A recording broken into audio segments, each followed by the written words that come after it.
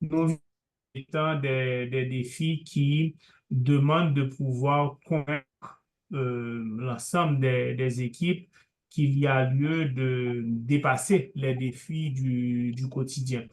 Mais particulièrement, il y a un épisode qui fait partie même du présent, qui a consisté à des changements importants au niveau de nos plateformes technologiques, au niveau de l'innovation, parce que pour pouvoir contourner les défis du quotidien, il a fallu qu'on s'adapte et que nous puissions être de moins en moins dépendants de la nécessité d'être 24 heures sur 24 et avec un fonctionnement en présentiel, de trouver les moyens d'interagir avec nos clients en utilisant des applications qui permettent une continuité dans le service, mais le changement de manière générale est un moment qui est difficile dans toute vie, mais dans toute organisation en particulier. Donc, dans le passé très récent, nous avons dû œuvrer en communiquant à outrance sur cette nécessité pour l'organisation de se transformer. Donc, c'est pas seulement une transformation de chaque individu, c'est une nécessité pour se transformer en symbiose. Donc, ça veut dire que chacun individuellement de se mettre dans ce conflit interne que de pouvoir apprendre à désapprendre et réapprendre. Donc, faire des choses qui sont nouvelles. Donc, ça veut dire oublier celles qu'on faisait qui semblaient être opportunes, mais qui ne desservent plus un environnement qui est en train de changer, avec cette obligation de continuer à être une entreprise fonctionnelle, à être une entreprise rentable, à être une entreprise qui continue à desservir ses clients.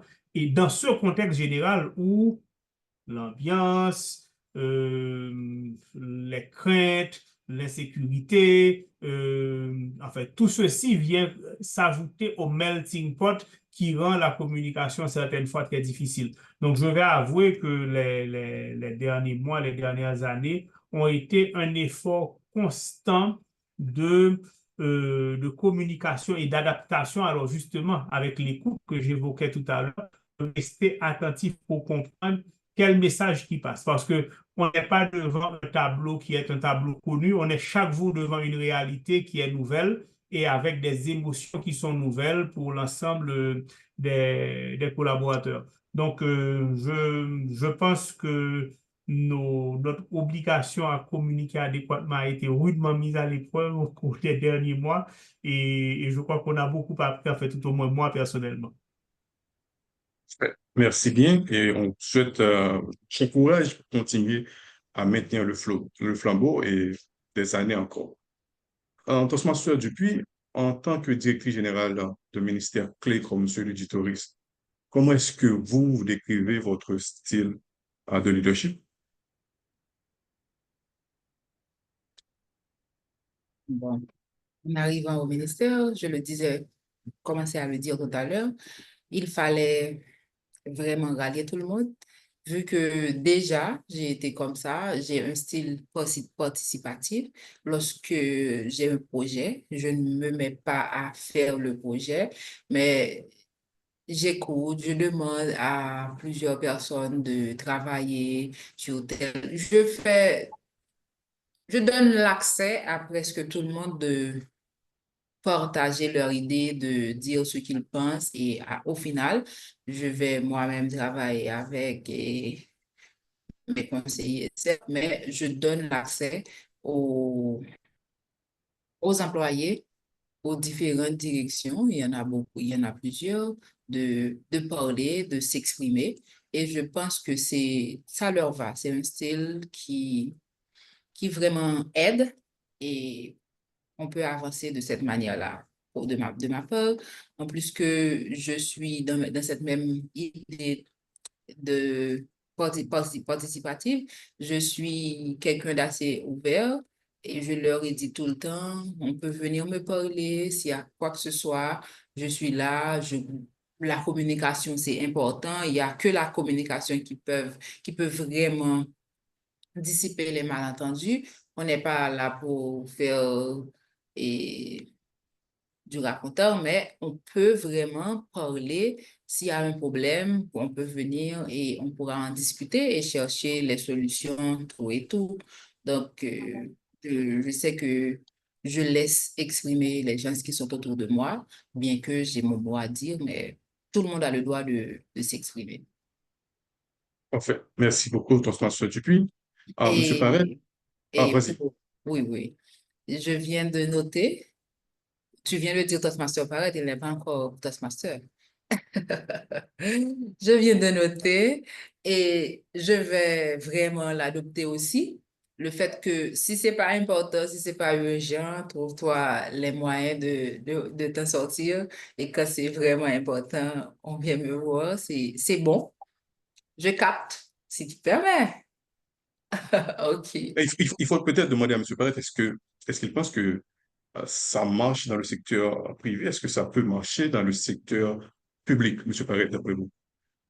Bon, écoutez, j'ai une très faible expérience du secteur public, quand bien même j'interagis beaucoup avec certaines institutions publiques. Pour mémoire, nous sommes tout de même une institution régulée par la Banque de la République d'Haïti et dépendant en fait de tous les organes publics.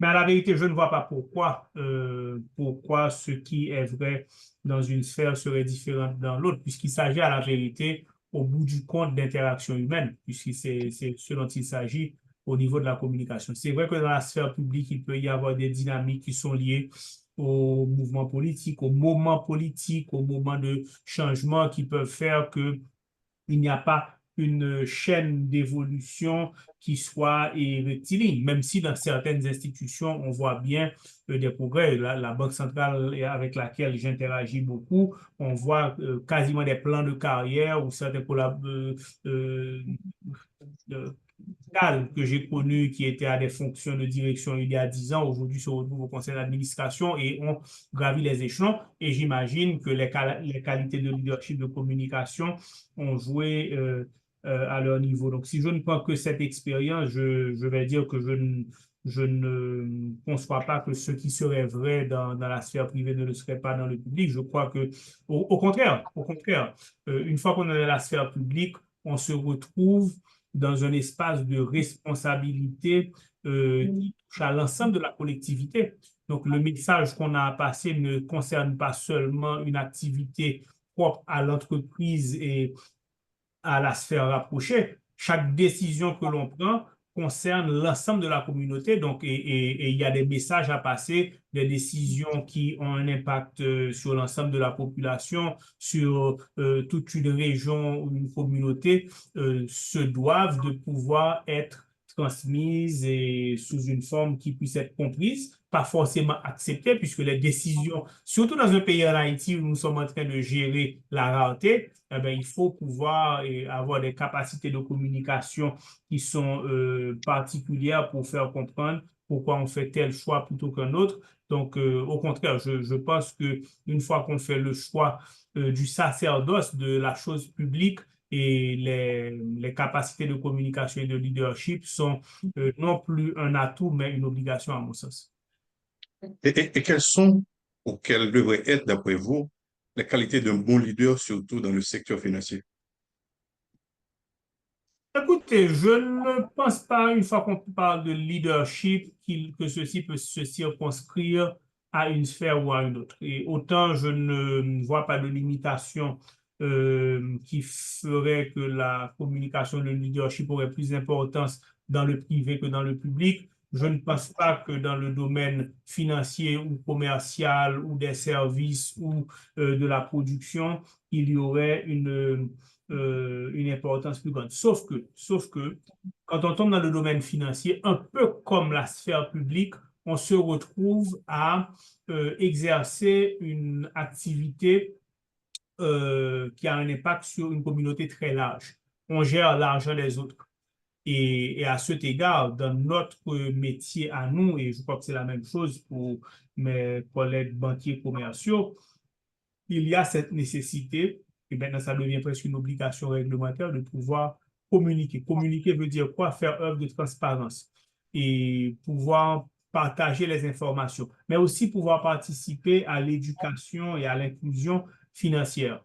Donc, c'est une autre forme de leadership que de pouvoir non seulement bâtir les leaders qui font partie de l'écosystème dans lequel on évolue, mais aussi de bâtir les leaders qui vont prendre leur vie en main. Et ça, c'est une mission que nous nous donnons. Et parce que être un leader, c'est aussi pouvoir assurer le succès de sa propre vie, le celle de sa famille.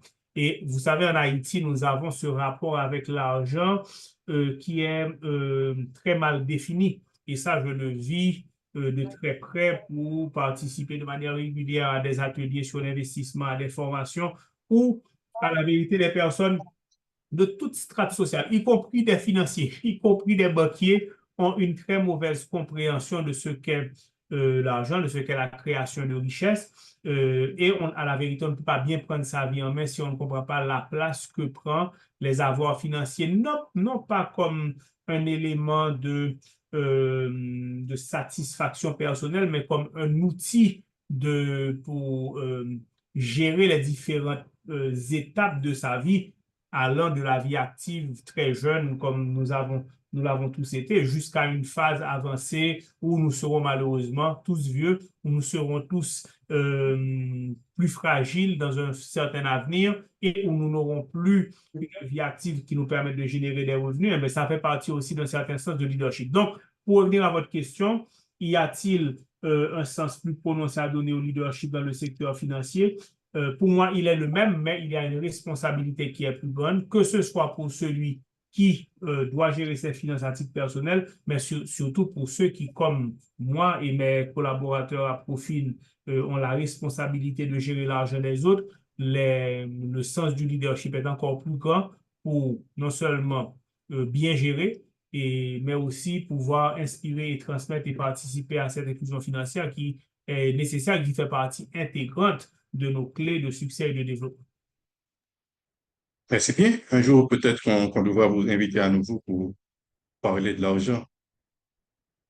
Ça, c'est le genre de Euh, choses auxquelles je ne dis jamais non. Donc, vous connaissez l'adresse, ce sera avec grand plaisir. Parfait, j'espère que le président a pris note.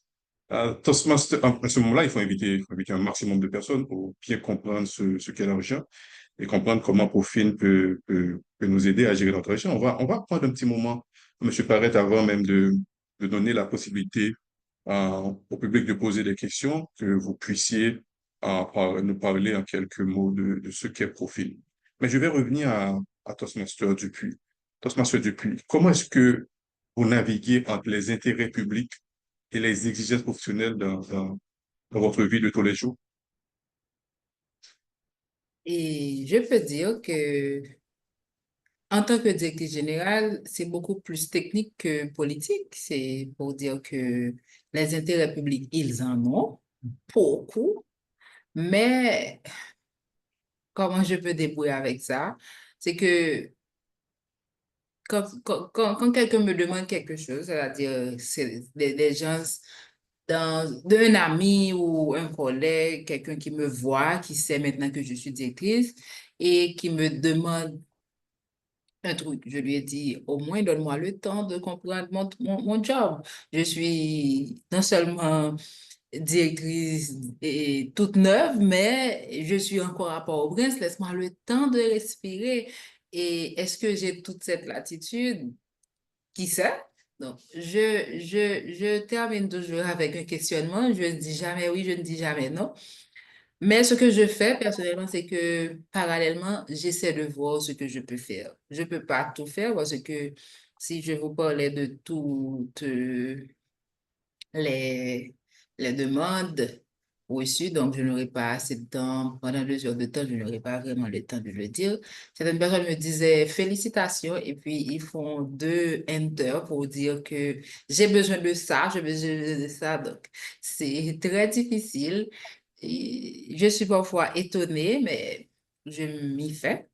Je sais que je ne vais jamais pouvoir répondre à tout le monde.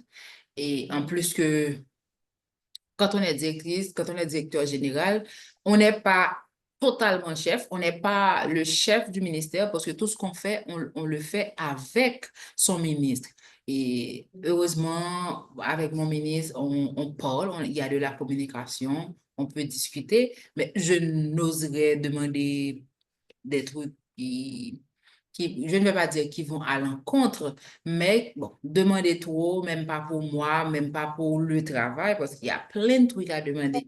Il y a plein de communication à faire autour de ce qu'on peut faire pour le ministère. Mais si la personne voit qu'à chaque fois on vient, c'est pour dire, je veux ceci pour quelqu'un, je veux cela pour quelqu'un, on va passer pour, bon, tout ce que vous imaginez. Bon, je préfère ne pas aller sur cet angle-là et des fois, je leur dis, pourquoi ne pas créer? Et on a M. Barrett qui est là, et peut-être qu'il va devoir vraiment faire beaucoup de formation, parce que je me dis tout le temps que nous avons ici un problème d'éducation financière, sexuelle, plein d'autres trucs, parce que tout à l'heure, tu le disais, et même pour des financiers qui ont des difficultés avec ce que c'est que l'argent, tout et tout, que dire pour certaines personnes qui ne comprennent rien de tout cela. Donc, il faudra vraiment une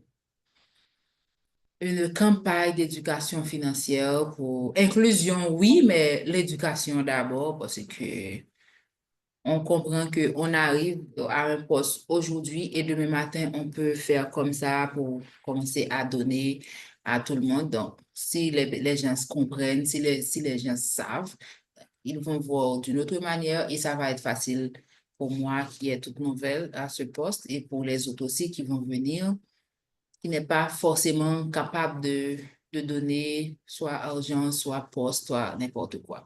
Mais je peux dire que je jongle avec tout ça et j'espère ne pas me mentir à moi-même et ne pas mentir aux autres aussi. Parfait. Parfait. Ah, Monsieur Barrett, je reviens vers vous. De la Citibank à la Unibank, de la Unibank à la Sojibank et de la Sojibank à Profin. Comment est-ce que vos anciens boss vous regardent aujourd'hui, les anciennes institutions dans lesquelles vous avez travaillé? Est-ce qu'ils vous voient comme une menace? Est-ce qu'ils voient Profin comme une menace?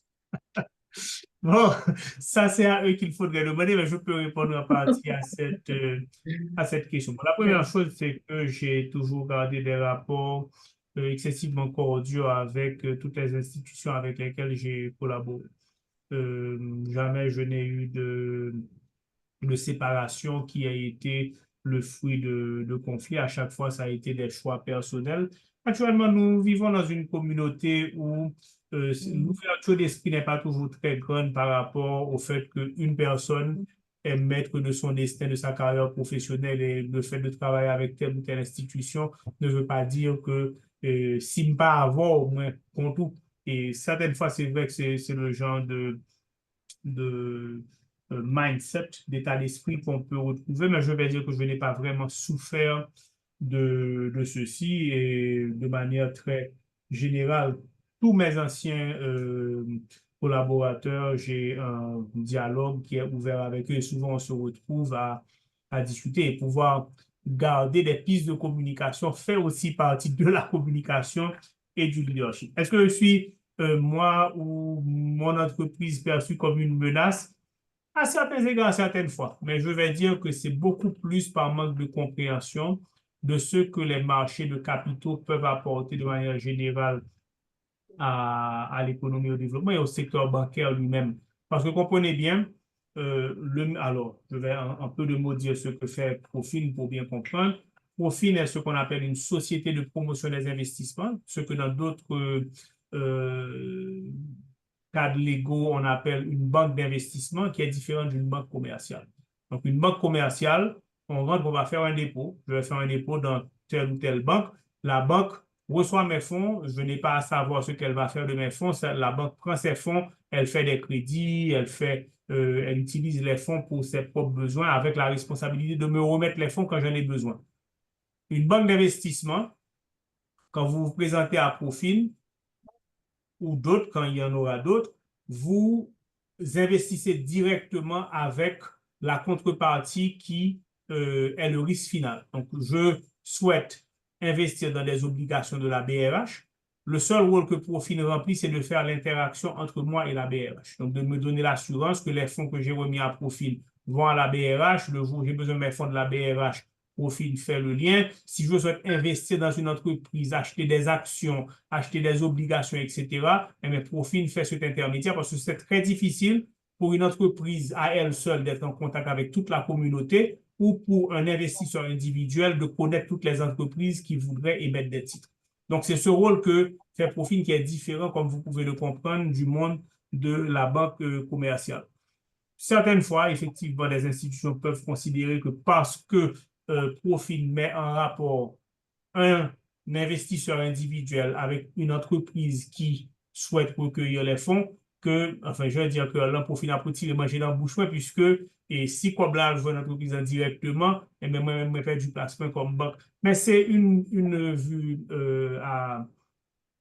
c'est de ne pas voir plus loin que son nez parce qu'à la vérité, en permettant aux entreprises de se renforcer de manière structurelle et surtout sur la base de leur capital, en ayant par exemple accès à des investisseurs en actions, on rend des entreprises plus fortes. Ce sont aussi des entreprises qui doivent renforcer leur cadre de gouvernance, qui doivent renforcer leur transparence. Donc, toutes les expériences qu'on a eues ont démontré que les entreprises que nous avons encadrées, pour qu'elles deviennent dignes, parce que ce n'est pas n'importe quelle entreprise, hein, pour qu'elles deviennent dignes de pouvoir recevoir des fonds du public, sont devenues des entreprises plus fortes, de meilleurs et de plus grands clients pour le secteur bancaire. Donc, mais je vais vous avouer que ça ne nous empêche pas de dormir la nuit que de savoir que certaines institutions nous verraient comme des compétiteurs. Bon, de toute façon, la compétition n'a jamais fait de mal à quiconque.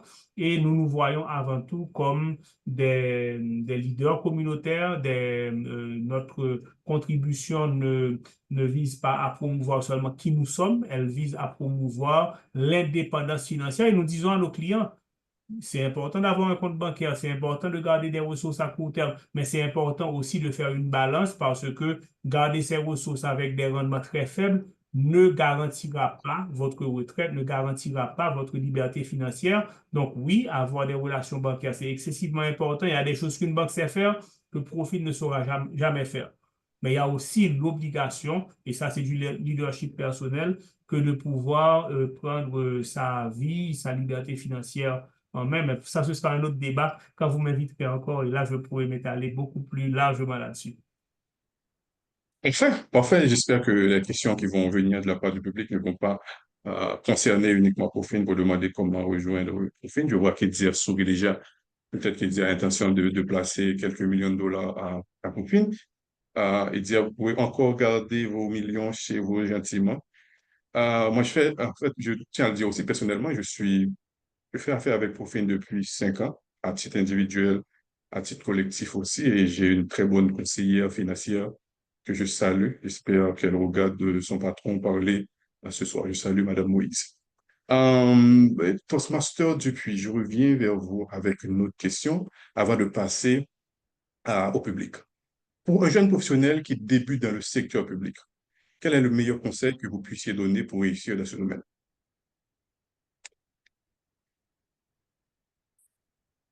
Vraiment, ne pas regarder ce que font les autres employés qui sont déjà là.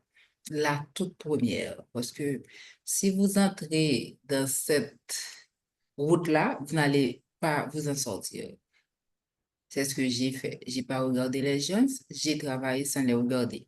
Si vous entrez en les regardant, en suivant sur eux, d'ailleurs, même quand vous êtes mis pour essayer de collaborer, pour dire que voilà, je sais faire ça, si tu me demandes, viens, je vais te montrer, la personne va dire non, ça va. Donc, c'est pas que la personne ne veut pas apprendre, mais peut-être qu'on ne veut pas apprendre d'un recrue, on ne veut pas apprendre de quelqu'un qui arrive et sur le coup, si on essaie de voir, parce que logique, et pas logiquement, ordinairement, quand les gens sont dans les entreprises étatiques, ils pensent que tout leur est dû et moi-même, en cheminant au ministère du Tourisme au Cap-Haïtien, je leur ai dit ça, même quand le Seigneur Jésus-Christ t'a mis à ce poste, c'est toi qui vas garder le poste parce que si tu ne fais rien, on va trouver un moyen de te dire merci.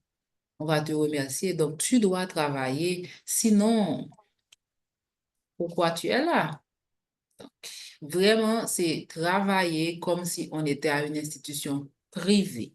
Sinon, on va passer son temps à griller ses ménages parce que quand on ne fait rien, quand on ne pense à rien comme intellectuel, on va oublier presque tout ce qu'on avait appris et ça ne va pas aller bien pour nous. Donc, du coup, il faut commencer à avoir de la fougue. Si on vient, même quand on est au bureau, tout ça, mais il faut se dire que je veux me prouver ce que je peux faire. Pas prouver à personne, me prouver. J'ai appris, j'ai étudié ça, je vais travailler de manière à voir ce que je peux donner. Et- mais il y a beaucoup de travail au bureau étatique, sauf que peut-être des fois, et c'est pas trop structuré, mais il y a beaucoup d'efforts. On travaille, pas moi, mais j'ai trouvé beaucoup de trucs à ce que vraiment les employés puissent dire que voilà, on a fait ça, on a fait ci. Dans le temps, lorsque j'étais au Cap-Haïtien, on avait installé une fiche de travail hebdomadaire. Au moins, la personne doit dire voilà ce que je fais, voilà ce que j'ai fait, voilà ce que j'ai travaillé sur tel ou tel projet, j'ai travaillé sur tel point et ça aide à travailler. Vraiment, venir dans un bureau et ne rien faire, c'est pas bon pour personne. Même quand on ne donne rien. Personnellement, j'avais passé un bon bout de temps au ministère dans le Nord. Il n'y avait pas grand-chose. Dans le temps, il n'y avait pas il y avait personne à la direction. Heureusement, je suis formatrice, je suis Toastmaster, donc je trouvais toujours quelque chose à faire. Et ça m'a vraiment aidé. Quand quelqu'un arrive, il me voit, la personne voit que je travaille. Des fois, c'est vraiment pas pour le ministère, c'est pas, je ne trouve aucune, et comment dire, fierté à le dire, mais je me garde éveillée. Il y a un temps mort, mais moi, je me trouve des trucs à faire et ça a aidé. Merci beaucoup. Merci beaucoup. Et j'ai effectivement appris cette leçon aussi de la part d'autres amis qui ont travaillé au sein d'un ministère qui ont abandonné par la suite parce qu'ils croyaient qu'ils n'avaient pas grand-chose à faire, effectivement. Merci pour ce conseil partagé avec les jeunes.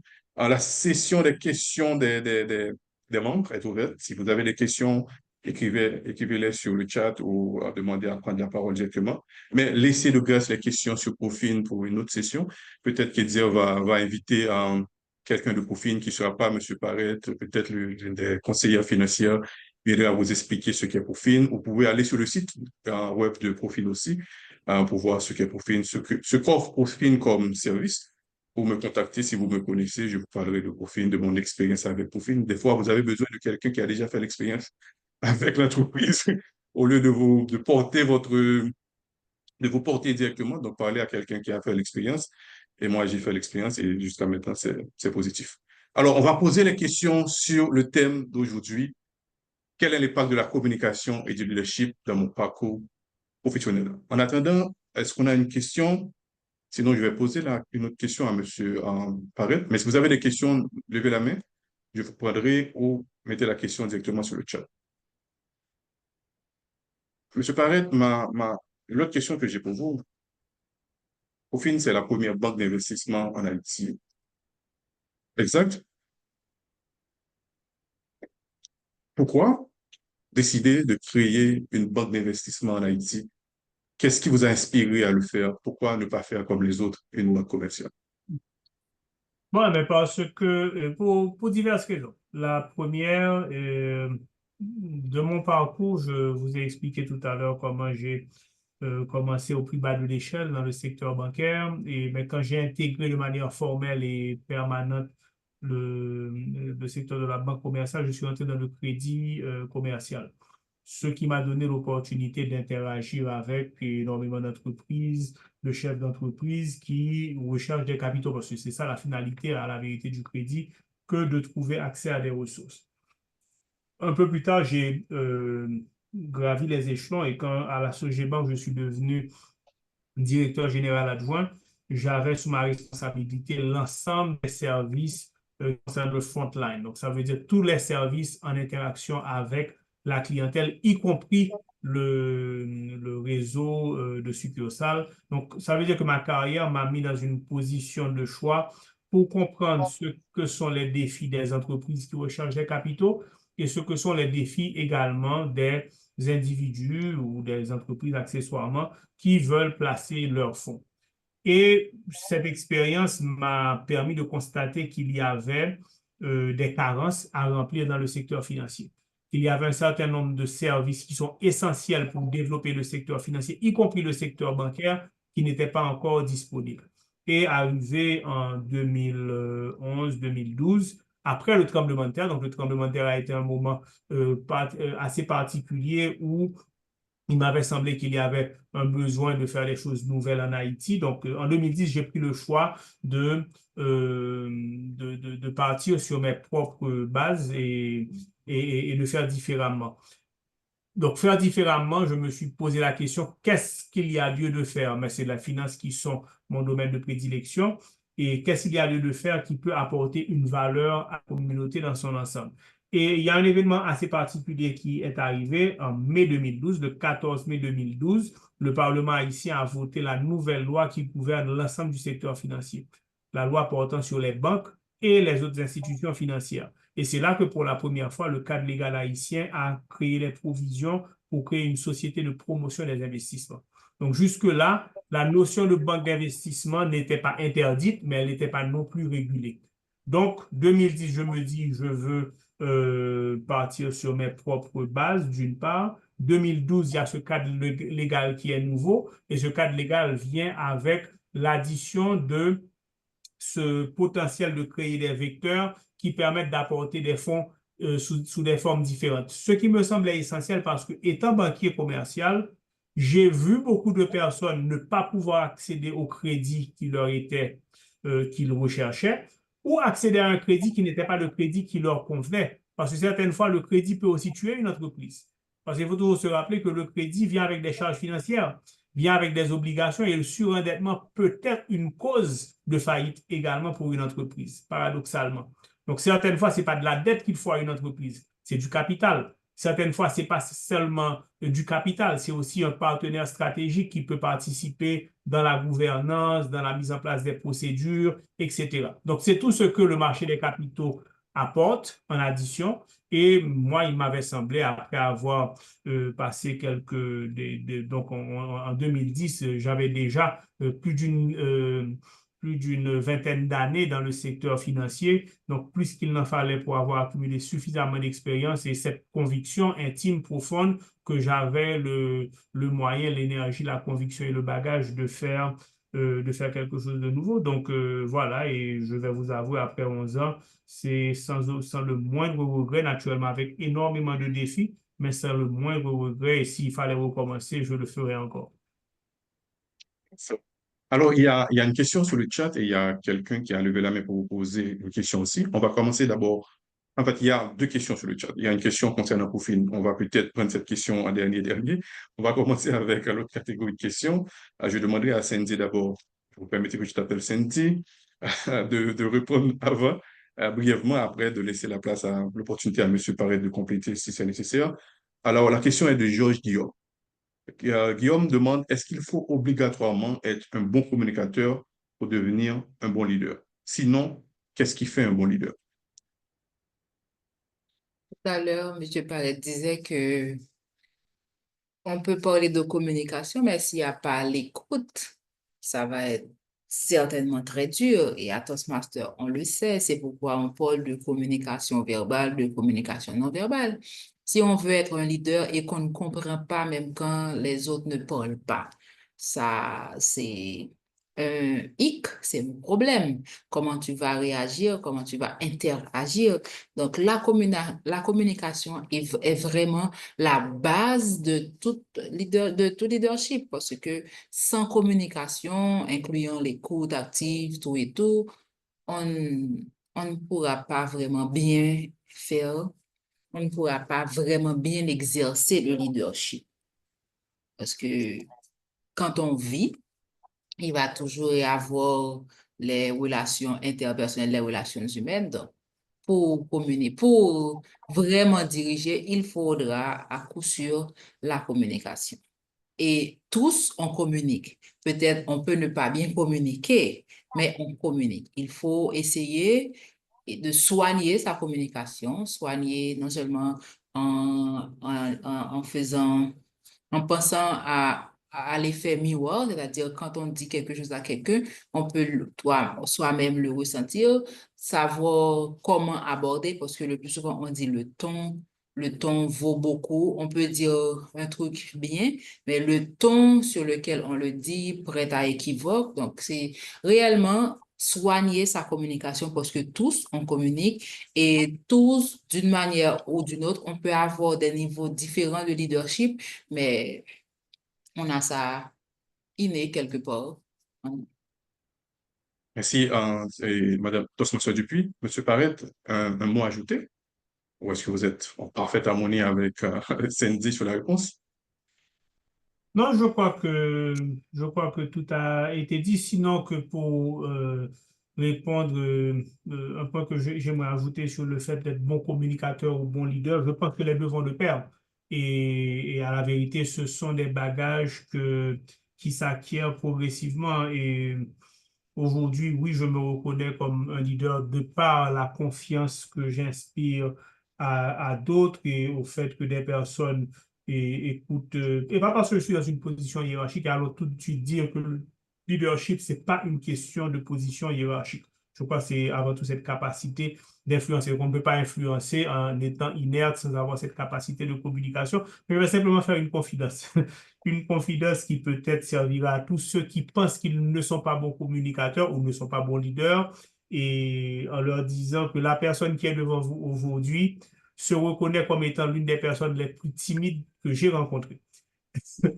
J'ai été une personne excessivement renfermée, excessivement introvertie, qui a appris avec le temps, presque par obligation, parce que j'ai occupé des fonctions qui m'obligeaient, par la force des choses, à communiquer. Et à la vérité, je n'ai pas encore eu, comme on ne m'a pas encore invité, je ne suis pas encore Toastmaster, mais c'est un peu par la force des choses que j'ai acquis par habitude surtout, et les capacités de communication. Donc, c'est ma façon de dire à tous ceux qui pensent qu'ils n'ont pas cette capacité, c'est pas naturel, ça ne vient pas tout seul et c'est pas quelque chose où c'est noir ou blanc, où on l'a ou on ne l'a pas. Ça se développe, et aussi les qualités et capacités de leadership, ça se développe et ça vient avec la confiance. On communique bien parce qu'on a confiance de plus en plus en soi, de plus en plus confiance dans le message qu'on est en train de véhiculer. Et vous ne me verrez jamais en train de communiquer sur des domaines que je ne maîtrise pas. Et je communique très bien sur les domaines qui sont les miens, ceux pour lesquels j'ai bâti une expérience, une conviction suffisante et qui me donne l'autorité pour moi-même de pouvoir partager et de savoir, même quand je pourrais me tromper, que ce que je suis en train de transmettre est quelque chose qui vient du cœur et qui est sincère. Et donc, en fait, je crois que c'est là que les deux vont la main dans la main. Leader, communication, ce sont des notions qui vont de pair et qui grandissent ensemble, qui évoluent ensemble. Parfait, parfait. Jean-Claude Marseille, après, on va parler de Air Mode. Jean-Claude, est-ce que tu peux ouvrir ton micro et ta caméra si possible? Merci. Alors, j'ai deux questions. Une question pour Monsieur Parette et une question pour Madame Dupuis. La question pour Monsieur Parette, c'est quels sont quels sont les défis, les challenges de la pratique du leadership, que la pratique du leadership dans le cadre lorsqu'on est PDG, quels sont les défis auxquels on doit faire face dans la pratique de son leadership. Maintenant, pour Madame Dupuis, alors, Monsieur Parette a une entreprise. Donc, son objectif, évidemment, c'est de faire croître l'entreprise, la pérennité, profit, etc., que l'entreprise se développe. Maintenant, Madame Dupuis a un poste, donc, j'imagine, dans je voudrais lui demander mais quels sont ses objectifs, quels objectifs elle compte atteindre pendant son mandat en tant que directeur général. Et donc là, ça peut permettre de comprendre aussi comment elle pourrait asseoir son leadership. Merci. Merci, Jean-Claude Marseille. J'espère que tu as bien noté la question, Monsieur Faret. Sinon, je vais dire Robert pour faire comme si j'étais un employé de Profine. Et puis pour Cindy, je vais essayer de cadrer la question pour ne pas traîner la question sur un terrain politique. Donc, Cindy va surtout parler de son style de leadership en tant que directrice générale. On commence d'abord avec Robert. Je crois que le plus important défi du leadership est de se rappeler que peu importe l'action que l'on mène, qu'elle soit pour une entreprise, qu'elle soit pour une organisation publique, politique, privée, est de se rappeler qu'au bout de la ligne, au bout des décisions que l'on prend, au bout des communications que l'on fait, des actions que l'on mène, il y a un homme ou une femme. Et c'est ça le grand défi, de se rappeler qu'au bout du compte, ça se rapporte à l'humain, ça se rapporte à des personnes, et que ce soit des actions dans l'entreprise, parce que la finalité de l'entreprise est de desservir des clients, de desservir des collaborateurs, de desservir la communauté. Donc, à chaque fois, la finalité, la valeur de notre action se retrouve dans des personnes. Et cette dimension, certaines fois, est oubliée. On peut se perdre dans des rapports, dans des dashboards, dans des ratios, etc. Hein. Se rappeler quelle est ce pourquoi. Pourquoi est-ce qu'on est en train de mener des actions est essentiel. Moi, je me rappelle chaque matin en me réveillant que j'ai des actionnaires, j'ai des collaborateurs, j'ai des clients, j'ai des superviseurs, la Banque centrale et en fait, tous les régulateurs qui ont un droit de regard sur nos activités. Et tout ça, ce sont des personnes. Et c'est là que la communication joue un rôle qui est tout aussi important. Et parce qu'avec chacune de ces catégories de personnes avec lesquelles on interagit, il y a un type de communication pour s'assurer de passer les messages, pour s'assurer de convaincre, pour s'assurer d'atténuer les craintes, pour s'assurer de renforcer les convictions. Donc, pour moi, c'est ça, c'est vraiment le grand défi. Hein. Le grand défi, c'est de ne pas tomber dans le piège comment dire, de rapports, de données, de data. Et surtout qu'on est dans un monde où le data mining, le data analysis devient quelque chose d'essentiel, mais il faut toujours se rappeler ce pourquoi. Et certaines fois, pour ne pas dire souvent, les leaders oublient cet aspect, vont regarder un état des résultats, un bilan, et comme je dis, des dashboards, et oublier qu'au bout du compte, tout ceci n'a de valeur que si ceci a un impact positif sur une femme ou un homme. Parfait. Toastmaster, depuis, je reprends la question pour toi. Est-ce que toi, tu t'es fixé des objectifs en entrant au ministère du Tourisme? Est-ce que tu t'es fixé des objectifs personnels pour dire que tu vas faire autrement dans la mesure du possible? Bon, c'est un plaisir de pouvoir parler de ça aujourd'hui. Je me suis fixé des objectifs, mais pour tout ministère, il y a un plan d'action. Et lorsque je suis arrivée, il y avait déjà l'équipe du cabinet du ministre qui avait déjà travaillé sur un plan d'action. Et je me suis fait mien ce plan d'action, puisque tout ça va vraiment marcher sous le leadership du directeur général, de la directrice générale. Donc, pour vraiment aller à tout ça, c'est une occasion pour vous parler de ce plan d'action. Ce plan d'action a trois grands partis pris, qui est de s'accentuer sur le tourisme écologique et le tourisme durable, et à qui on va vendre ce type de touristes.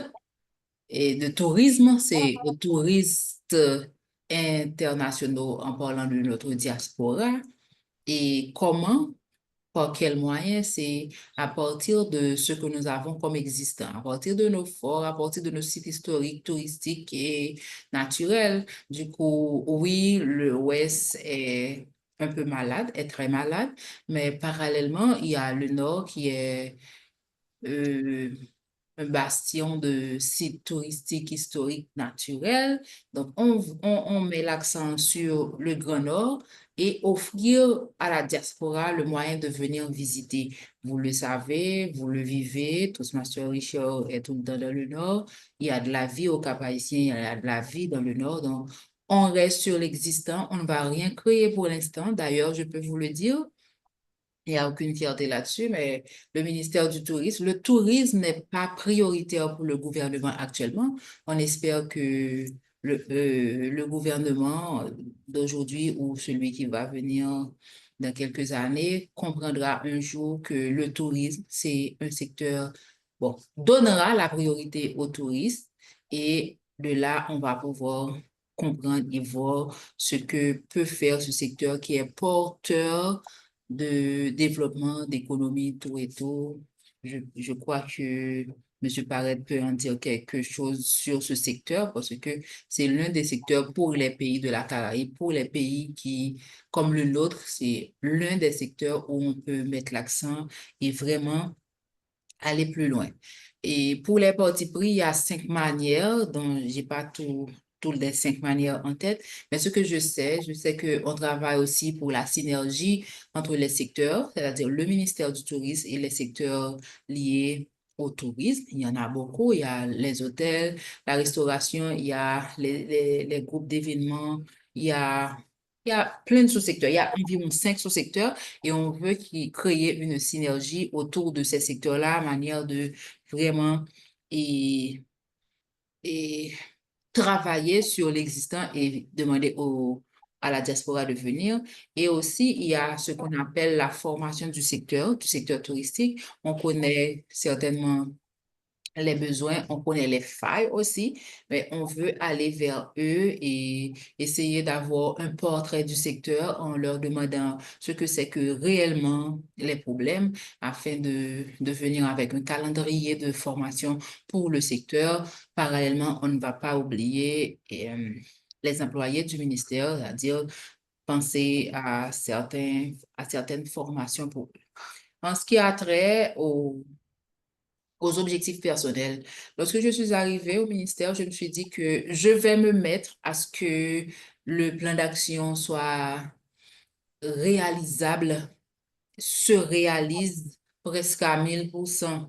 Mais je sais pertinemment au fond de moi, si je n'arrive pas, bon, je ne vais pas parler en négatif, et je sais que je dois travailler pour que les bureaux déconcentrés qui sont en pagaille soit redynamisé, tout comme c'est dans notre plan d'action, mais je vais vraiment m'y mettre parce que je suis d'un bureau, je viens d'un bureau déconcentré et là, avoir tous les bureaux déconcentrés du ministère en pleine forme, ce sera un plus pour le ministère et un plus pour le secteur, enfin pour le pays en entier. Voilà. Merci beaucoup. Il nous reste 10 minutes avant la fin de ce beau entretien entre vous deux. Avant de prendre la question d'Hermol dans le public, et il y a aussi une question dans le chat, je vais juste donner une minute à M. Parret pour nous dire, Profin investit dans l'énergie, dans l'alimentation. Est-ce qu'il y a une demande d'investissement dans le secteur touristique aussi? Ou est-ce qu'on peut espérer voir Profin dans les 10 prochaines années à venir investir massivement dans le tourisme? Alors, première nuance, Profin n'investit pas directement, Profin facilite l'investissement. 1. 2, Profin, au moment où nous parlons, a facilité des investissements importants, y compris dans le secteur touristique. Je ne vais pas faire de publicité ici, mais je peux vous dire, par exemple, qu'un important centre de convention d'un groupe qui investit dans le secteur touristique a pu lever plusieurs millions de dollars grâce à Profin et donc grâce aux investissements d'individus qui ont souhaité eux-mêmes pouvoir mobiliser leurs fonds. Donc, Profin facilite ce genre de choses. Le secteur touristique est l'un des secteurs qui non seulement est une cible pour Profin, mais est de ceux qui devraient bénéficier de ce que nous avons à offrir. Pourquoi? Et quels ont été mes constats quand j'étais banquier commercial? Certaines lignes d'activité qui se trouvent être souvent celles qui ont le plus grand impact en termes de développement économique, sont celles qui ont le moins d'accès aux capitaux de long terme. Je m'explique. Si je vais faire un projet hôtelier, forcément, je m'engage sur un projet qui ne peut pas être rentabilisé en 1 an, en 2 ans, en 3 ans. C'est pas comme importer des sacs de riz, les mettre dans un dépôt, les vendre et empocher son profit.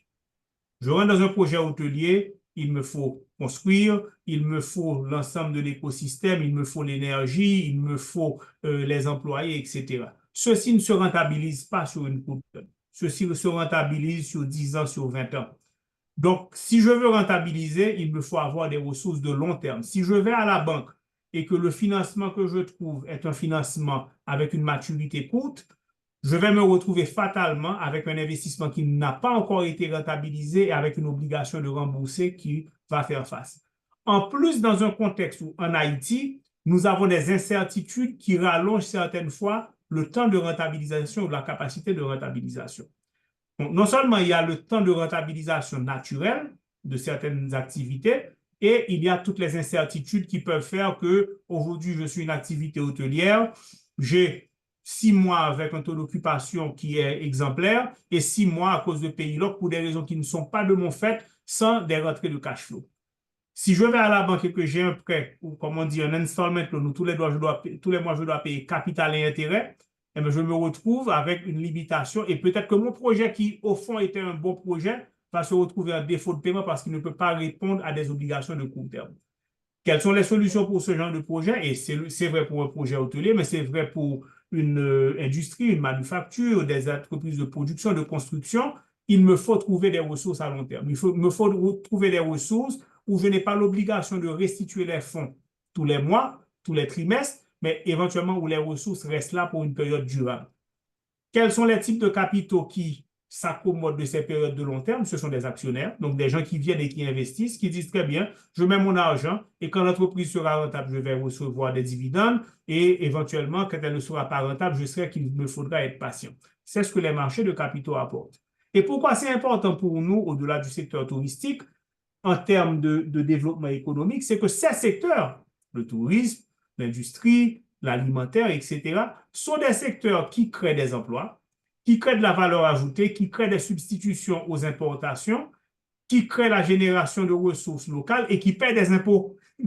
Donc, vous voyez que le tout répond à une certaine logique et potentiellement peut répondre aussi à une logique individuelle parce que ce sont des secteurs qui peuvent donner des rendements plus importants à vous ou moi qui investissons à titre individuel. Donc, c'est ça, c'est ce plus qui a expliqué qu'en 2013, j'ai laissé mon métier de banquier commercial pour devenir un banquier d'investissement. Donc, oui, le tourisme, naturellement, en supposant que les conditions connexes sont réunies pour réduire le niveau de risque et l'appétit pour les investisseurs, mais le tourisme et d'autres secteurs qui sont vitaux pour l'économie nationale ont toute leur place et même leur justification dans l'existence d'un marché des capitaux qui est celui que nous développons depuis maintenant 11 ans.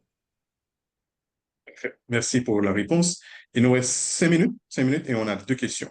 D'abord, je vais prendre la question d'Hermol. Julien, Hermol, est-ce que tu peux Merci, ouvrir ta caméra? Richard. En fait, je voulais vous féliciter pour cette activité. Maintenant, j'ai 2 questions. Une question pour M. Parette. En fait, on sait que dans le secteur bancaire en Haïti, la communication n'est pas vraiment au rendez-vous. Maintenant, je sais aussi, dès le lancement de Profin, M. Parette communiquait. Bon, je ne suis pas encore un membre de Profin, mais je suis un élève en quelque sorte de M. Parette parce que j'ai assisté à plusieurs de vos interventions. Est-ce qu'en tant que banquier commercial, c'était impossible pour vous de communiquer et vous avez décidé de le faire maintenant, ou bien c'est une stratégie, sachant que la communication allait vous amener là où vous êtes 10 ans ou 11 ans après avec Profit? Maintenant, ma question pour Toastmaster Dupuis. En fait, Toastmaster en Haïti, c'est un réseau qui est pratiquement dans plusieurs endroits au niveau national. En termes de réseautage, de networking, est-ce que vous pensez que le réseau Toastmaster pourrait vous aider dans votre mission comme directrice générale du ministère du Tourisme au niveau national? Merci. Merci beaucoup, Hermol, pour les 2 questions. On va commencer avec Toastmaster Dupuis. Je te donne 1 minute, Cindy. OK, Hermione, oui, ça peut aider puisque on a une section promotion et vraiment, c'est par tous les moyens. On peut communiquer et par, comment dire, par des spots publicitaires, mais on connaît aussi l'importance des réseaux sociaux pour la promotion touristique. Oui, ces derniers temps, on a un sérieux problème de communication. Lorsque je dis un problème de communication, c'est-à-dire ce que nous, Haïtiens, nous communiquons à travers les réseaux sociaux. C'est-à-dire, il y a un gros travail qu'on doit essayer de lancer autour de tout ça et inviter les gens à publier, à poster des trucs positifs et là, ça va jouer le rôle que ça devrait jouer. Et pourquoi pas Toastmaster International? À travers ces différents clubs, on est international. Il y a Toastmaster partout en Haïti et moi, personnellement, je fais un travail de promotion énorme pour Toastmaster depuis. Tout le monde me connaît comme Toastmaster et si Toastmaster vraiment peut aider, à faire de la promotion, à vraiment porter des messages de paix, des messages positifs, c'est bien. J'ai pas beaucoup de temps pour répondre. Et Merci, désolé, Cindy, mais je pense que MOD est satisfait. Monsieur Parent, une minute aussi pour répondre à la question. Est-ce que tu communiques beaucoup mieux maintenant comme banque d'investissement pour pouvoir être le leader de ton secteur, contrairement aux banques commerciales qui ne communiquent pas assez? OK, je pense que les banques commerciales ne communiquent plus. Et parce que ayant été, moi, du sérail, je suis passé dans des institutions qui ont été, je pense, des champions de la communication. Je pense à la Unibank, par exemple. Quand la Unibank est venue sur le marché en 1993, elle a communiqué à outrance et même a bouleversé la stratégie de communication dans le secteur bancaire.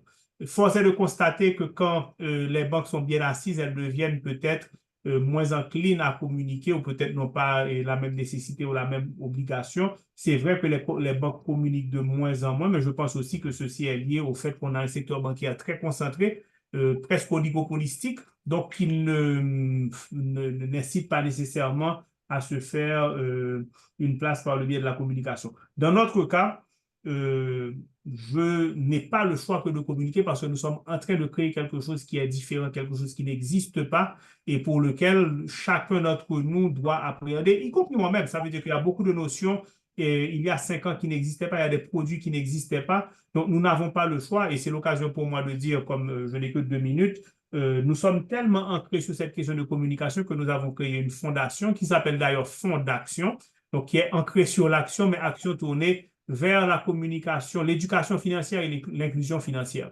Et c'est pourquoi vous nous verrez beaucoup dans les cercles universitaires, beaucoup dans les cercles avec les jeunes. Et c'est pourquoi je dis oui sans aucune hésitation. Bon, naturellement, le thème du leadership et de la communication m'intéressait, mais ça fait partie de notre ADN même que de communiquer, de partager ce que nous savons, mais aussi de conscientiser, de faire cette évangélisation de la finance autrement. Donc, je ne pense pas que nous communiquons mieux. Je crois que c'est une obligation et peut-être que c'est simplement une zone de confort dans laquelle mes amis banquiers sont tombés qui font qu'ils n'ont plus cette nécessité de communiquer. Mais ça, c'est la leur. Ma réalité est différente et c'est ce qui me vaut d'être avec vous ce soir et j'en suis très heureux. Merci, Monsieur Parent. Il reste 2 questions. J'ai failli louper une question d'une des participantes. Je vais donner la première question à Sandy et puis la seconde question qui est directement dédiée à Monsieur Parent. Merci, Amol, d'avoir posé cette question. La question d'un des participants, Sandy, c'est on dit souvent que l'on dirige avec ses amis et l'on se sert les compétences. Que pensez-vous de ce propos? Est-ce qu'un leader devrait-il faire appel à ses amis, les relations de proximité pour diriger ou prioriser les compétences? Est-ce que, en tant que leader, est-ce qu'on doit faire appel à ses amis ou prioriser les compétences? Est-ce que toi, au sein du ministère, tu es entouré de bons amis? c'est une question piège. Mais je vais répondre au fait, est-ce que je suis entourée d'amis? Oui et non, parce que je connaissais les gens. Est-ce qu'ils sont des amis? Est-ce que je peux répondre? Ce sera à eux de leur demander est-ce qu'ils sont vraiment mes amis? Mais ce que je sais, c'est que quand on dirige, Oui, on peut diriger avec ses amis, mais moi, je peux vous assurer que si toi-même, Toastmaster Richard, tu es médecin et que je travaille au ministère, je ne vais pas t'appeler parce que tu es mon ami, tu es médecin, tu n'as pas ta place là tout de suite au ministère. Donc, je vais devoir te trouver une autre place dans quelque chose qui a rapport avec la médecine, tout et tout. C'est pour dire que oui, on peut avoir des amis, mais ça ne veut pas vraiment dire qu'on doit nécessairement diriger avec eux. Oui, ça peut se faire. D'un côté, non, bon, ça a ses conséquences. Parce que quand c'est un ami, et il y a si l'ami ne comprend pas, ou bien si l'ami ne veut pas comprendre, il va y avoir beaucoup de complications. Et aussi travailler avec des inconnus, ça a aussi ses complications. Du coup, là maintenant, au ministère, je travaille avec des gens qui étaient déjà au ministère et je m'arrange pour que il y a de la communication, il y a de la synergie entre nous parce que il ne suffit pas de travailler, il ne suffit pas d'être amis pour travailler. Quand on a un travail à faire, que c'est professionnel, on doit pouvoir communiquer, on doit pouvoir trouver un terrain d'entente et avancer. Donc, si j'ai des amis, OK. Par contre, j'ai droit à quelques conseillers et les gens qui me conseillent soient là nécessairement être mes amis. Donc, mes amis, oui, d'une part, mais des personnes vraiment techniques qui peuvent me conseiller sur des points bien distincts. Je ne vais pas prendre un ami juste parce que c'est un ami et le mettre à mes côtés sans qu'il puisse pouvoir me conseiller ou me dire quoi faire ou bien m'aider réellement. Il y a plein d'autres trucs que je peux faire avec mes amis, mais là, je veux des résultats, je veux laisser mon nom positivement. Je ne vais pas vraiment, à première vue, voir des amis, je vais voir des techniciens. Parfait. Merci bien, on a ceci. Sinon, je serai avec toi au ministère, Sandy. Je suppose que je suis ton ami. On est un Laisse-moi ami faire un petit point pour boire là-dessus. du bon vin. Oui, tu es mon conseiller, mais tu n'es pas au ministère parce que tu n'as pas le temps. Mais je dois souligner ça et ça m'a touchée d'une façon particulière. DTM Richard a été l'une des personnes qui m'a accueilli comme cela se doit à Port-au-Prince et j'en avais besoin. Toastmaster Richard, c'est un bien bon moment de te dire merci de tout cœur et ça, c'est quelque part au très fond de mon cœur. Merci. Oui, c'est pas Tu seulement le as Toastmaster qui représenté t'a accueilli. valablement la famille Toastmaster à Port-au-Prince. Oui, c'est pas seulement le Toastmaster qui t'a accueilli, c'est le Capois qui t'a accueilli aussi. Je sais. Passons. Revenons à monsieur, à Robert, on va dire Robert. Merci. Robert, deux questions pour toi que je te donne une minute pour répondre. Est-ce que toi, en décidant d'abandonner la direction générale adjointe de Sogebank pour aller créer Profine, est-ce que tu as appelé des amis pour leur dire, monsieur, ça n'a fait là, nous va faire là, nous, petit comme là, nous avons l'idée, on essaie de construire Profine. Est-ce que c'était des amis ou tu cherchais des compétences avant tout? Et puis la seconde question, je crois que tu as répondu à cette question déjà, mais je vais te donner l'opportunité d'en parler encore plus, puisque Dana Deliska a posé la question pour te dire que à Toastmaster, on fait la pratique de la communication orale et du leadership. Par contre, toi, tu n'es pas Toastmaster, mais tu fais preuve d'un bon communicateur et d'un bon leader. Comment est-ce que tu es parvenu? Est-ce que tu peux partager trois conseils clés avec nous? Donc voilà, tu as 2 minutes pour répondre à deux questions. C'est difficile, mais OK. on va. Et sur la première question concernant est-ce que j'ai fait appel à des amis ou à des compétences, je vais dire les deux, mon commandant.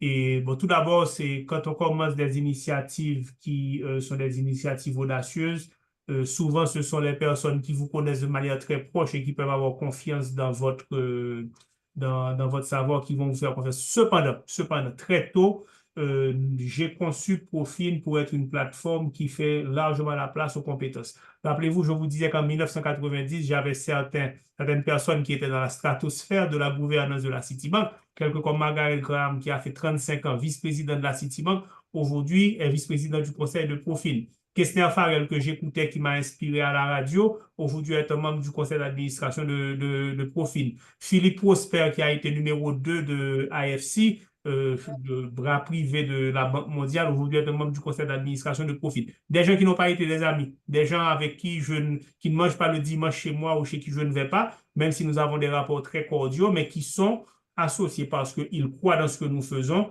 et parce qu'ils respectent les valeurs et vice-versa. Donc, les deux sont importants. Je pense que la validation des proches est importante, ça donne confiance en soi, mais la recherche de la compétence et surtout des valeurs, pas pour soi, pour pérenniser le projet est tout aussi importante.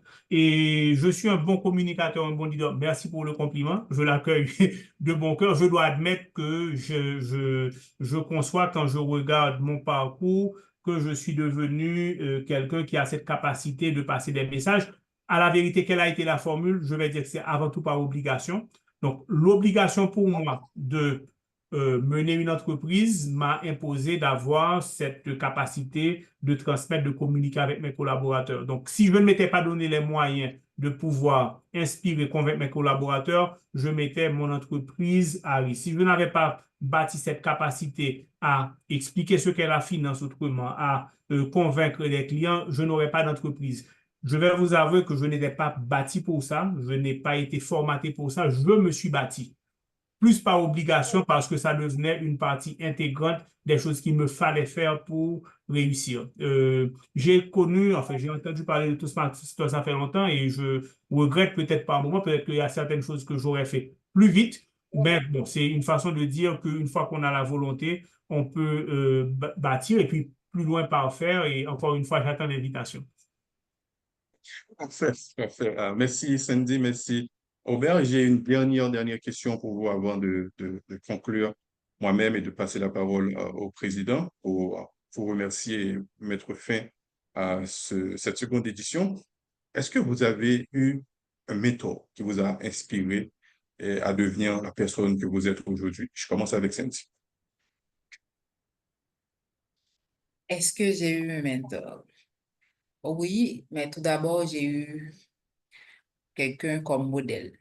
Et je salue sa mémoire aujourd'hui. Ça aurait été son anniversaire. C'est ma maman qui n'est plus. Et je la voyais qui m'élevait toute seule et qui a toujours voulu ce qui a de bien, de meilleur pour moi. Bon, pour nous deux, on était deux, moi et mon frère, mon grand frère. Donc, elle fut, elle est, je veux dire, elle est encore mon modèle et je regrette qu'elle ne soit pas là aujourd'hui à me voir. Elle était là au début, mais elle ne me voit pas aujourd'hui, bon, avec un bon pincement au cœur.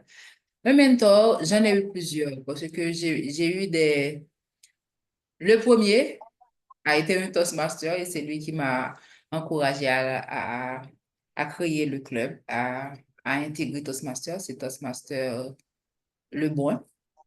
Il y en a eu plein d'autres. Et ce qui est important, c'est qu'à chaque étape de notre vie, on trouve quelqu'un comme modèle ou bien comme mentor. Parce que à chaque étape, il nous faut d'autres bagages et grâce soit rendue à Dieu, on trouve toujours de bonnes personnes sur notre chemin et pour nous parler, pour nous indiquer tout et tout. Ils sont beaucoup et je ne vais pas vraiment citer tout le monde de peur de ne pas citer de peur de ne pas oublier quelqu'un, mais vraiment, j'ai eu plein de modèles au Cap-Haïtien et ici à Port-au-Prince aussi. Et je leur remercie parce que dans le même cadre de communication, à chaque rencontre que je fais, je demande à la personne en face de qu'on soit tout le temps en de très bons termes. Comment? C'est de communiquer. Si j'ai gaffé, il faut vraiment avoir le courage de me dire que ça ne va pas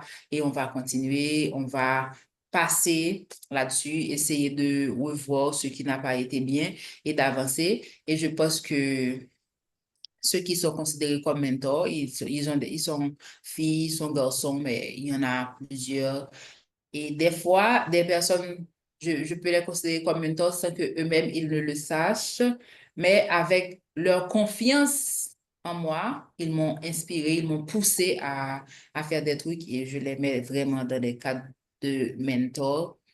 Je leur remercie et Toastmaster, je ne sais pas si c'est une personne ou si c'est presque tout le monde, mais Toastmaster est pour moi jusqu'à présent une université et il fait partie de ceux qui m'inspirent et ceux qui m'aident à avancer. Je ne dis pas une personne, mais vraiment beaucoup.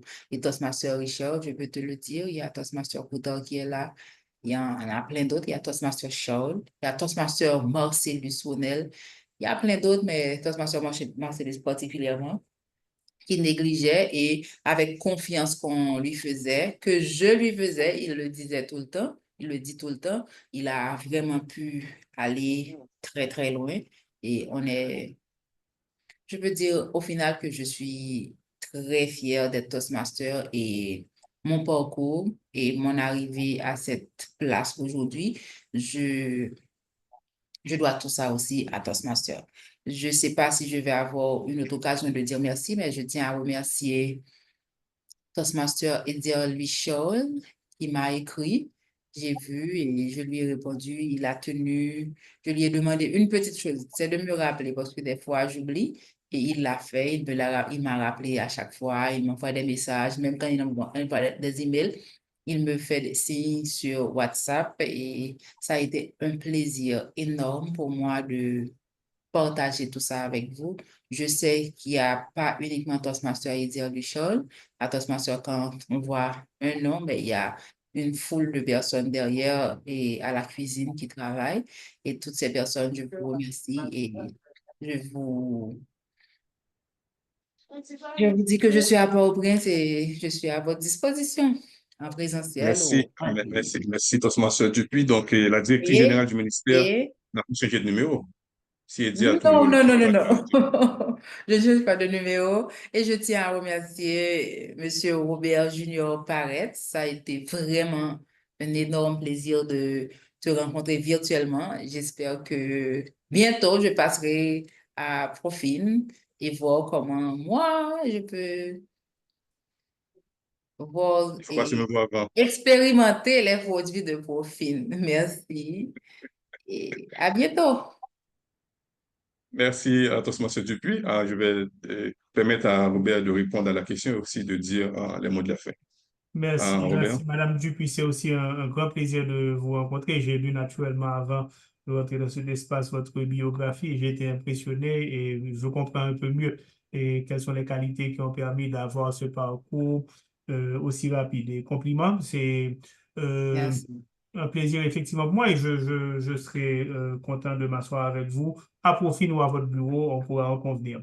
Et est-ce que j'ai eu un mentor? Et un peu comme l'a dit Madame Dupuis, j'ai eu naturellement des mentors qui ont été des mentors qui ont choisi de me guider et que je dois remercier. Et quand tout à l'heure je faisais référence à ce directeur général qui n'a pas fait d'une erreur une sanction, mais une occasion pour me faire grandir, il s'agissait de Monsieur Adrien Castra, qui à l'époque était directeur général de la Unibank et aujourd'hui qui est encore membre du conseil de la Unibank, qui est devenu un ami. Donc, c'est une façon de dire que je conserve des amis dans le secteur bancaire, Monsieur Richard, et qui m'a toujours guidé, m'a donné des conseils qui ont été avisés et que j'applique et je me retrouve certaines fois machinalement à faire des choses qui ont été des conseils qui m'ont inspiré. Et d'autres, et je vais en citer seulement un, mais je pourrais en citer plusieurs, m'ont largement inspiré. Kestner Farrell.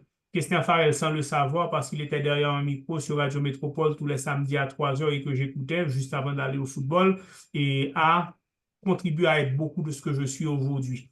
Et c'est pourquoi, en fait, pour rebondir sur un commentaire que vous avez fait tout à l'heure, cette capacité à communiquer qui prend différentes formes, mais à communiquer aussi sans attendre de retour est essentiel parce qu'on ne sait pas quels sont les leaders qu'on va créer.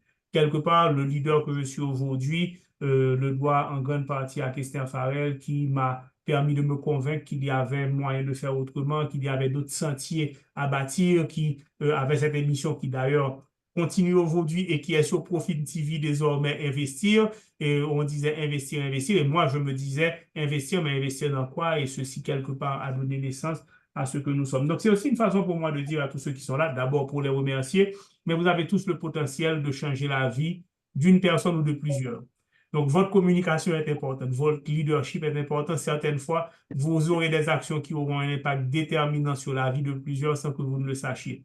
Donc, faites bien attention à ce que vous communiquez, à vos actes de leadership. Ils peuvent avoir des impacts négatifs, mais surtout des impacts positifs. N'en soyez pas inconscient et regardez bien sur votre chemin pour être sûr que vous avez derrière vous tous ces leaders à qui vous laisserez la place demain afin qu'ils continuent le chemin. Merci de m'avoir accueilli ce soir. Merci beaucoup, M. Pared et à Sandy d'avoir participé avec nous à cet échange. Monsieur Pared, mais donnez-moi une seconde quand même pour vous poser une dernière question, même si vous avez dit les mots de la fin, parce que je ne peux pas laisser des personnes non satisfaites ce soir. Est-ce que peut espérer un jour voir naître un marché boursier en Haïti? Ou est-ce que, pour poser la question directe de la personne sur le chat, est-ce que, Je vais répondre très rapidement. C'est une question qui revient souvent. Il y a 10 ans, quand on me posait la question, je disais que je ne le verrai pas de mon vivant. Aujourd'hui, je suis confiant que ça arrivera, mais il faut bien comprendre qu'un marché boursier, c'est ce qu'on appelle un marché secondaire. Un marché secondaire, c'est un marché sur lequel se traitent des titres qui ont été émis une première fois. Donc, pour qu'il y ait un marché secondaire, il faut bien qu'il y ait un marché primaire. Il faut qu'il y ait un nombre suffisant d'entreprises qui soient prêtes à ouvrir leur capital, à émettre des actions, à émettre des titres obligataires. C'est à cette phase que nous sommes. Donc, parce qu'aujourd'hui, nous avons cette réponse et que nous avons de plus en plus d'entreprises, d'institutions qui comprennent la nécessité et l'opportunité pour elles de créer ce marché primaire, je pense que dans un futur qui viendra, nous saurons créer ce marché secondaire. Et la Banque centrale met aussi les jalons pour ça. Il faut être patient. Il faut que ceci puisse se faire dans une certaine densité pour qu'il y ait une masse critique qui justifie les investissements, mais aussi protège les investisseurs pour qu'il y ait une diversité suffisante de titres pour créer des portefeuilles qui soient diversifiés. Ça viendra. On y travaille. est-ce que les investissements en crypto-monnaie sont possibles à profit? Aujourd'hui, nous ne faisons pas d'investissement en crypto-monnaie pour deux raisons. Un, nous sommes concentrés sur Haïti. Nous avons certains investissements sur l'étranger, mais en quantité limitée. Notre focus est sur Haïti. Deux, nous aimons nous concentrer et concentrer les efforts de nos investisseurs sur des choses que nous comprenons pleinement. Je vais avouer que la crypto-monnaie, tout en comprenant l'utilité et du point de vue du blockchain, de la sécurité dans les paiements, etc., est encore un domaine qui est hautement dépendant de la psychologie des marchés et de la spéculation. Nous préférons nous concentrer sur des investissements durables qui ne sont pas le fruit d'un pari où on voit aujourd'hui le Bitcoin à 67 000 dollars, tomber à 20 000 dollars, remonter à 40 000 dollars. Certains peuvent y tirer leur compte. Pour l'instant, nous ne sommes pas convaincus que c'est ce qui sera utile à développer notre économie. C'est ce qui est notre souci pour l'instant. Il y a d'autres moyens aujourd'hui pour accéder au Bitcoin. Un jour, ça viendra peut-être. Pour l'instant, ce n'est pas notre zone de focus prioritaire. Et comment rejoindre Profin? Comment rejoindre Profin de la façon la plus simple sur notre site web www.groupeprofin.com, groupe avec un E, groupe Profin. Ou sinon, la manière la plus simple, c'est sur tous les réseaux sociaux aujourd'hui. Groupe Profin, nous sommes sur X, ancien Twitter, sur Instagram, sur LinkedIn. Et donc, par l'un des différents médias qui sont largement possibles, c'est facile de le faire. Ou aujourd'hui, sur notre chaîne d'information en ligne, Profin TV, donc profin.tv. Nous avons un site web avec de l'informationnel et nous avons une chaîne YouTube également, Profin TV. C'est peut-être le moyen le plus régulier de communiquer avec Profin tous les matins. À 6h30 du matin, nous avons une capsule d'information qui dure 2 minutes pour qu'elle soit courte de façon à ne pas monopoliser le temps des gens, mais pour donner des informations utiles tous les matins, ce le samedi et le dimanche. Il y a une capsule d'information qui est disponible, elle est gratuite. Donc, sur Profil TV, sur la chaîne YouTube, vous pouvez avoir cette première communication de l'écoute et ensuite éventuellement interagir, rencontrer un conseiller financier si ceci vous plaît. Donc, différentes façons de communiquer avec Profil. Merci bien. Et dire, vous pouvez, j'ai fait le job pour vous. Profin, on a bossé sur Profin. On aura peut-être l'occasion de connaître plus sur Profin si on décide de faire une séance spéciale sur Profin. Je remercie à tous ceux et toutes celles qui ont posé des questions ce soir. Je remercie MD, Rosemont, Elisabeth, Georges Guillaume, Lydia, Hermoul, Jean-Marseille, Diana Deliscar et tous ceux qui n'ont pas eu la chance de poser des questions, mais qui nous ont suivis avec attention. Je vous remercie. Je vous remercie pour votre présence, pour votre disponibilité. Merci. Sans vous, cet entretien n'aurait pas pu avoir lieu. Un remerciement spécial à nos deux invités, à Robert Paré Jr. et à Sandy Dupuis. Merci pour vos interventions riches et inspirantes. Vous nous avez offert pendant plus de 2 heures de temps. Désolé pour la coupure Et pour le petit prolongement, vous nous avez offert une perspective précieuse sur l'importance cruciale de la communication et du leadership dans vos parcours professionnels. J'espère que chacun d'entre nous ici repart avec des conseils applicables dans notre vie professionnelle et personnelle. La communication et le leadership sont des atouts indispensables pour évoluer et réussir. Encore une fois, merci. Merci à nos intervenants et à vous tous pour votre participation active. Passez une excellente soirée et à très bientôt pour un nouveau dimanche d'Amaryllis. Mais je vais laisser le soin au président du club Amaryllis et de vous dire les derniers mots et peut-être de vous parler du prochain rendez-vous d'Amaryllis. Monsieur le Président, tout le plaisir a été pour moi de modérer ce panel et je tire ma révérence. Merci beaucoup, Toastmaster Innocent Junior Richard. Alors, mesdames et messieurs, aidez-moi à accueillir, et pas accueillir, à applaudir de préférence notre facilitateur d'aujourd'hui, le Toastmaster Richard, qui a fait un travail vraiment impeccable avec nos deux panélistes. On applaudit encore avec les émoticônes. Vraiment, merci Richard d'avoir accepté, d'avoir dit oui pour modérer ce panel très enrichissant. Et encore une fois, merci à nos deux panélistes, Monsieur Paré et Madame Dupuis. Donc, vos échanges ont été vraiment édifiants. Merci à vous deux. Et pour la petite histoire, je commence à faire des suivis avec Monsieur Paré depuis août, depuis août dernier. Et en premier lieu, il devrait intervenir sur les finances, mais malheureusement, faute de temps, on a pu constater et faire les suivis avec Christine Cooper qui a intervenu sur les finances personnelles. Et heureusement, aujourd'hui, M. Paré a intervenu sur le sujet de communication et de leadership. Encore une fois, merci, M. Paré. Et déjà, je te souhaite bienvenue et à Amaryllis comme futur membre. Donc, merci à toi. Et à Amaryllis, on a une façon particulière de remercier les gens. On nous remercie donc, on a des certificats pour pouvoir remercier. Donc, donne-moi une seconde. Donc, tout d'abord, remerciement spécial à Madame Cindy Cynthille Dupuis. Merci, Toastmaster Dupuis. OK, c'est bon. Merci, Toastmaster, Madame Cynthille Dupuis, pour votre intervention inspirante lors de notre session des dimanches à Amaryllis. Votre expertise et vos précieux conseils sur comment la communication et le leadership ont impacté votre parcours professionnel ont édifié nos participants. Donc, merci beaucoup, Madame Dupuis, de recevoir ce certificat au nom du club d'Amaryllis. Et deuxième remerciement, merci à M. Robert Paré Junior. Merci, M. Paré, pour votre intervention inspirante lors de notre session des dimanches d'Amaryllis. Donc, votre expertise et vos précieux conseils sur comment la communication et le leadership ont impacté votre parcours professionnel ont édifié plus d'eux. Merci, Paré. Et dernier remerciement va à l'endroit de notre facilitateur. Donc, vous allez d'accord avec moi que notre facilitateur a fait un travail impeccable. Donc, merci beaucoup, DTM Innocent Junior Richard, pour avoir modéré avec vous la deuxième session des dimanches d'Amaryllis autour du thème comment la communication et le leadership ont impacté le parcours professionnel de nos intervenants. Merci beaucoup. Donc, je ne sais pas, par curiosité, vous êtes aussi Capois, M. Paré. Donc, je crois que Richard est Capois, Cindy est Capois. Alors, la question me revient souvent. Il y a deux grandes branches de la famille Paré, et celle du Cap Oui. et celle de la Grandance. Mon grand-père est de la Grandance de Jérémie. Donc, je devine qu'il y a quelque part dans les fins fonds de l'histoire un lien entre les deux qu'on n'a pas su retrouver, mais qui probablement existe. Mais j'adore le Cap. En effet, merci beaucoup. Et on Donc, te fait Capois ce soir. oui, 100% Capois.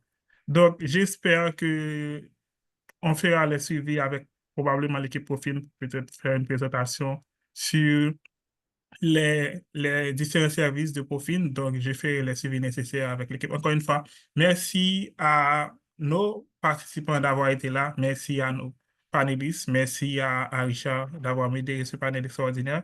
Donc, merci à vous. Et la prochaine rendez-vous d'Amaryllis, ce sera samedi prochain. Samedi prochain, on va accueillir une personne extraordinaire. Ce sera le, ce sera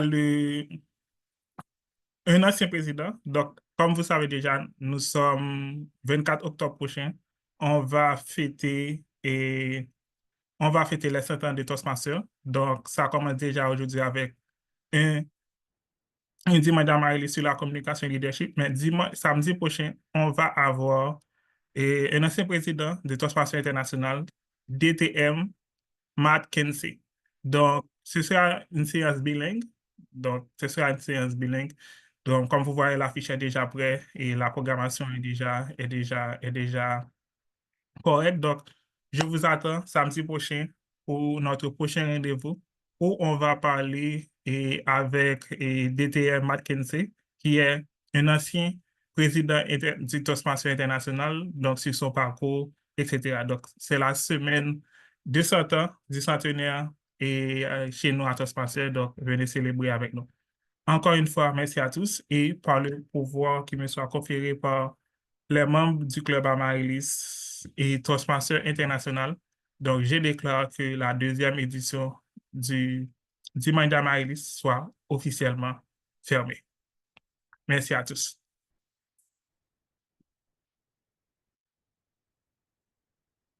Merci.